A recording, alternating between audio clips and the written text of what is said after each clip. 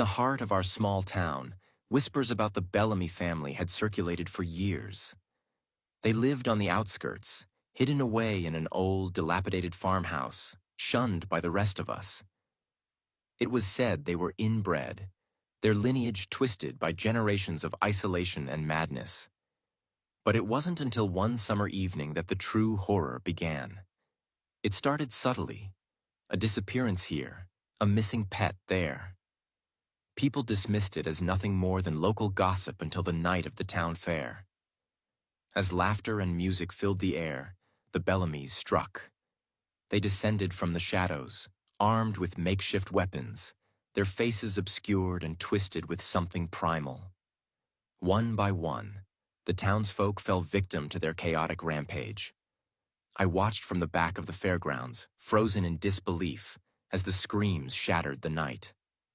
The local police were too far away, their radios crackling uselessly with confusion. By the time I realized what was happening, chaos had erupted. I ran, my heart pounding, dodging through alleys and backyards, desperate to find safety. I could hear the Bellamys laughing, their voices echoing through the streets like a macabre song. I darted into my house, locking the door and drawing the curtains tight. Hours passed in tense silence. I clutched my phone, but there was no signal. The only sound was the occasional distant scream, then silence. I peered out a window, my heart sinking at the sight of the town. Dark, empty, and eerily still. Just as dawn broke, the quiet was shattered by a loud bang on my front door. My breath hitched. I knew it was them.